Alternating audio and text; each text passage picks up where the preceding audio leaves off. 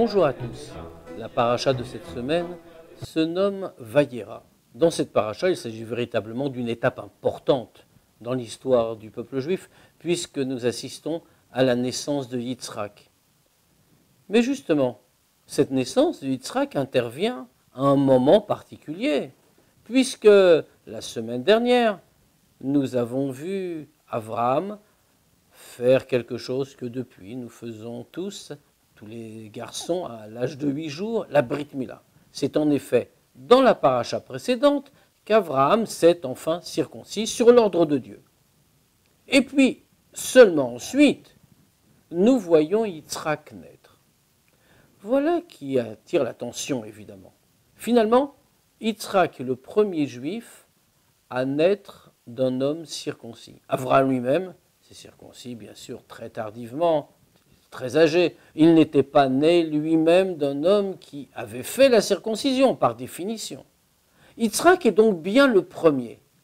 Tout se passe, et nos sages nous l'indiquent, comme si il avait fallu attendre pour que Yitzhak naisse, que Abraham soit circoncis. Sinon, ça n'était pas possible.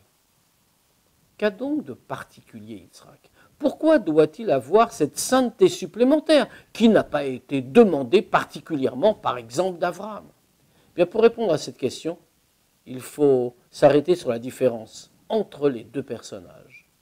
Abraham, on le sait, incarne le chesed, la bonté absolue, au point, nous disent nos sages, que de son vivant, l'attribut divin de bonté à la voir le Créateur, si l'on peut dire, et lui dit « Je ne sers plus à rien, puisque Abraham agit à ma place ». Et de fait, Abraham s'employa à répandre notamment la connaissance de Dieu auprès de tous. En un pur acte de bonté, il reçut tout le monde, pratiqua l'hospitalité et fit connaître à chacun l'existence du Créateur.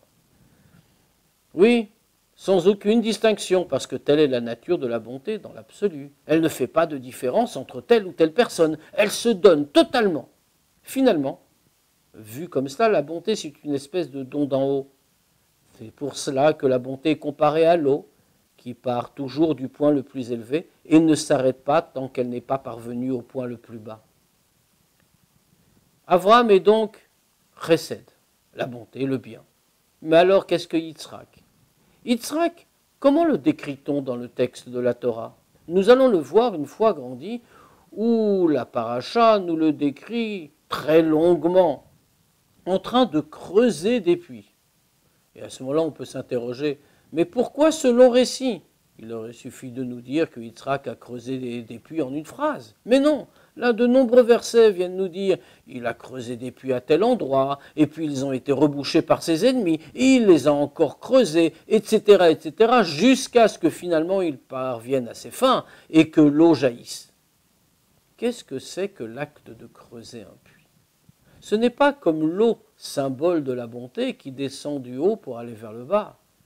L'eau du puits est en bas, elle se trouve là.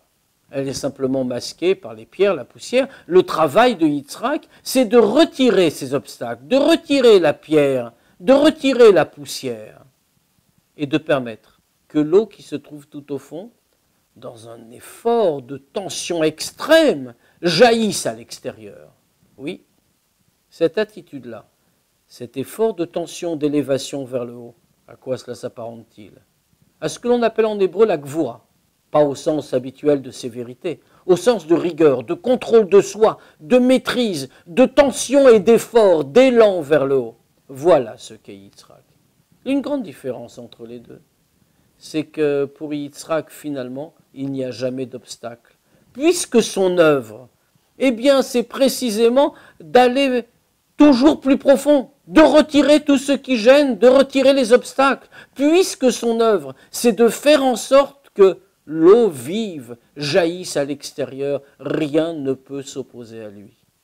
Et voilà pourquoi il doit naître de quelqu'un qui a déjà fait la Brit Mila, de quelqu'un qui possède déjà un lien particulier avec Dieu, un lien infini que rien ne peut interrompre, et sur lequel on peut construire.